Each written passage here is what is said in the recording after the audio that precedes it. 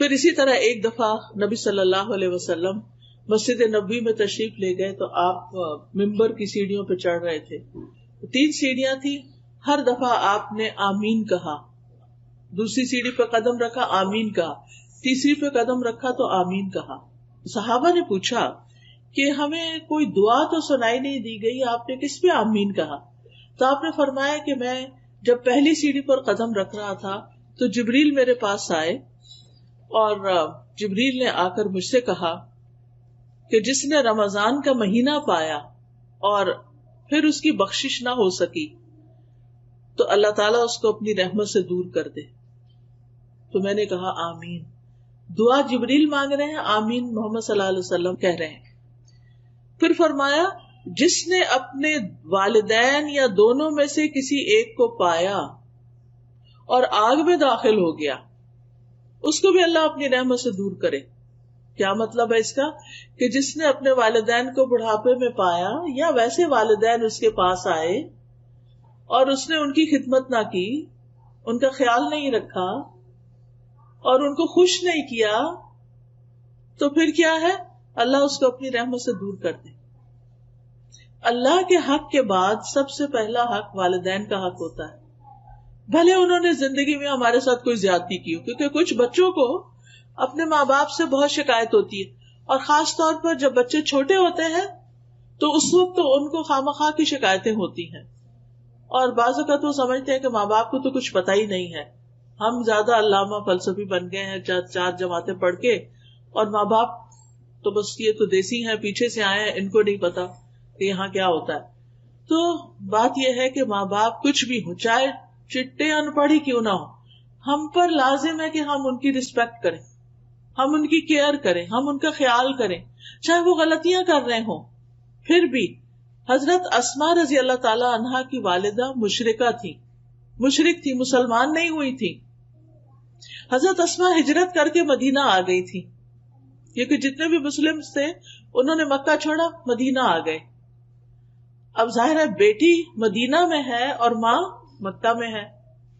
اب ماں کو کچھ ضرورت پیش آتی ہے تو وہ مکہ آتی ہے ٹریول کر کے. اس زمانے کا ٹریول 8 دن سے پہلے پہنچتے نہیں تھے لوگ, اور وہ آ کے اپنی بیٹی کے پاس جاتی ہے اور کہتی ہے کہ بیٹی مجھے کچھ ضرورت ہے, کچھ مال کی ضرورت ہے, میری کچھ ضروریات ہیں تو تم پوری کرو. کیونکہ اس کو پتا تھا کہ ابو بکر کی بیٹی ہے رضی اللہ تعالی عنہ کی, اور ابو بکر ایک مالدار انسان ہے, اور بیٹی کے پاس بھی ہوگا تو بیٹی مجھے کچھ دے گی.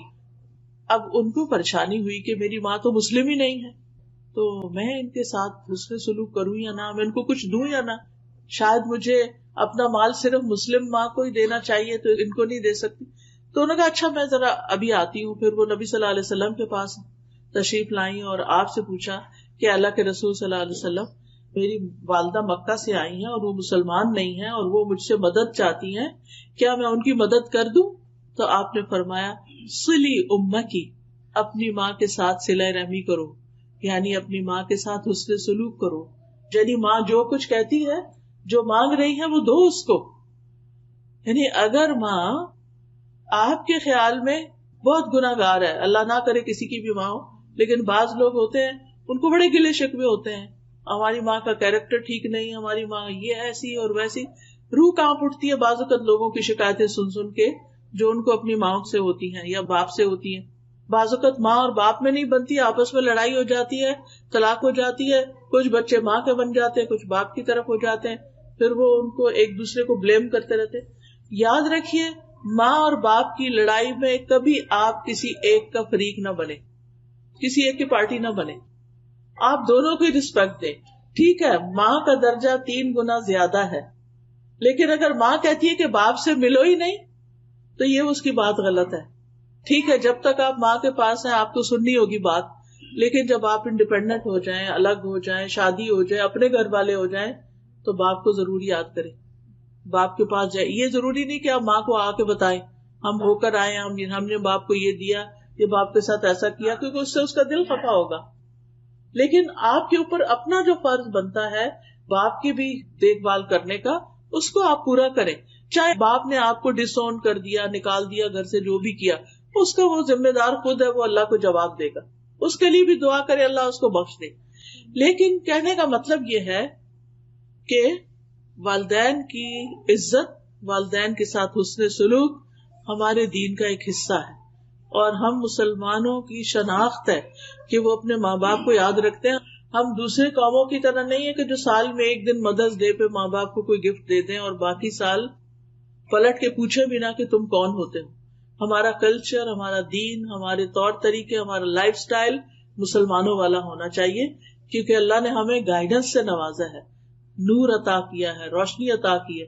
ہمیں محمد صلی اللہ علیہ وسلم جیسے پیغمبر دیے ہیں جن کے بارے میں اللہ تعالیٰ اسی سورۃ الاحزاب میں فرماتے ہیں لَقَدْ كَانَ لَكُمْ فِي رَسُولِ اللَّهِ أُسْوَةٌ حَسَنَةٌ، تمہارے لیے اللہ کے رسول صلی اللہ علیہ وسلم کی زندگی میں خوبصورت نمونہ ہے. تو ہمیں تو اس نمونے کو اڈاپٹ کرنا ہے، ہمیں تو آپ کی تعلیمات کو دیکھنا ہے، ہمیں تو آپ کی سنتوں پر چلنا ہے، ہمیں تو آپ کی شفاعت حاصل کرنی ہے، ہمیں تو آپ پر درود بھیجنا ہے، ہمیں تو آپ کی سیرت پڑھنی ہے، ہمیں تو آپ کا ایسا امتی بننا ہے کہ جس پر آپ قیامت کے دن خوش ہو جائیں کہ یہ دیکھیں میرا امتی جس نے میرے بعد میرا کام آگے بڑھایا، لوگوں کو مسلمان کیا. ہمارے پیغمبر نے آ کر کیا کیا تھا دنیا میں؟ سب سے بڑا کام کون سا کیا تھا؟ لوگوں کو اللہ کی طرف بلایا تھا، اسلام کی طرف بلایا تھا، لوگوں کو جہنم سے بچایا تھا. آپ کا ٹائٹل بشیر اور نذیر تھا کہ آپ خوشخبری دینے والے بھی تھے اور ڈرانے والے بھی تھے.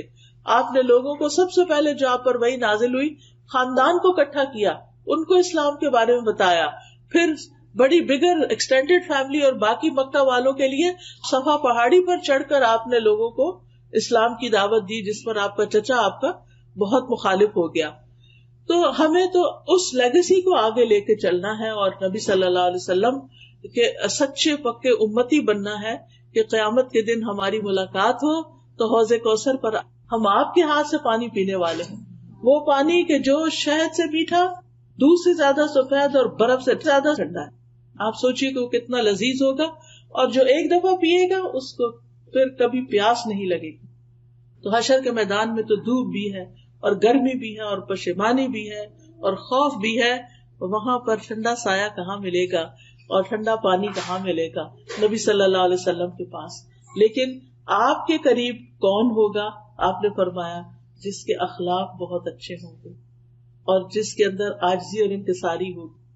آپ نے کہا کہ قیامت کے دن تم میں سے سب سے زیادہ جو لوگ میرے قریب ہوں گے وہ ہوں گے کہ جن کے اخلاق اچھے ہوں گے، اور الموتیون اکنافہم، جن کے کندھے جھکے ہوں گے. مطلب یہ نہیں کہ ایسے اڑا کے چلے، مطلب یہ ہے کہ جن کے اندر عاجزی ہوگی.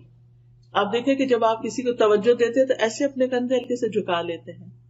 جب آپ کسی سے پیار لیتے ہیں یا آپ کسی کے ساتھ ملتے ہیں تو آپ اس کے طرف جھک جاتے ہیں، تو آپ کے کندھے آگے کو ہو جاتے ہیں. آپ کسی کی بات سنتے ہیں تو آپ اس کی طرف متوجہ ہوتے ہیں تو کندھے جھک جاتے ہیں. تو آپ نے کندھے جھکانے والے کی تعریف کی کہ وہ قریب ہوں گے قیامت کے دن میرے، یعنی جن کے اندر انسانوں کی ہمدردی ہوگی، انسانوں کے ساتھ اچھا سلوک کرتے ہوں گے، ان کا خیال رکھتے ہوں گے. اور اس کی ابتدا جو ہوتی ہے وہ اپنے گھر سے ہی ہوتی ہے کہ اپنے بہن بھائیوں کے ساتھ، اپنے رشتے داروں، اپنے والدین کے ساتھ، اپنے دوستوں کے ساتھ، جو بھی ہمارے ساتھ رہتے ہوں، سب سے پہلے حسن سلوک کے جو محتاج ہیں وہ وہی ہیں. ایک شخص آپ کے پاس آیا اور اس نے کہا کہ میں سب سے زیادہ اچھا سلوک کس کے ساتھ کروں؟ میرے حسن سلوک کا سب سے زیادہ مستحق کون ہے؟ آپ نے فرمایا امو کی، تمہاری ماں. وہ پھر سوال لے کر آیا، اس کے بعد کس سے اچھا سلوک کروں؟ فرمایا تمہاری ماں. اس نے پھر سوال کیا کہ سب سے زیادہ اچھے سلوک کا مستحق کون ہے، یعنی سب سے زیادہ میں نیکی کس کے ساتھ کروں، کس کا خیال سب سے زیادہ رکھوں؟ فرمایا تمہاری ماں. اس نے پھر سوال کیا کہ شاید اب مجھے کچھ اور پتا چلے، تو آپ نے فرمایا تمہارا باپ. تو باپ کی بھی عزت ہے، لیکن باپ کے مقابلے میں ماں کا مقام، عورت کا مقام اللہ کے رسول صلی اللہ علیہ وسلم نے بہت بڑھایا، اور اس انسان کو تعلیم دے کر ہم سب کو بھی سکھا دیا کہ ہمیں کیا کرنا ہے. کیونکہ ماں تکلیف زیادہ اٹھاتی ہے، ماں حمل اٹھاتی ہے، ماں پھر ولادت کی تکلیف اٹھاتی ہے، ماں دودھ پلاتی ہے، راتوں کو جاگتی ہے، تو پھر ہر سٹیپ کے حساب سے اس کا درجہ بھی بلند ہوتا چلا جاتا ہے.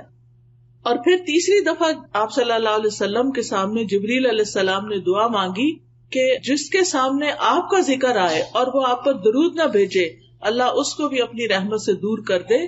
تو آپ نے فرمایا آمین. تو اس سے پتہ چلتا ہے کہ ہم میں سے ہر ایک کو خود سے بھی درود پڑھنا چاہیے، لیکن اگر کوئی پڑھ رہا ہو تو اس کے ساتھ ہمیں بھی یاد کرنا چاہیے نبی صلی اللہ علیہ وسلم کو، ہمیں بھی درود پڑھنا چاہیے.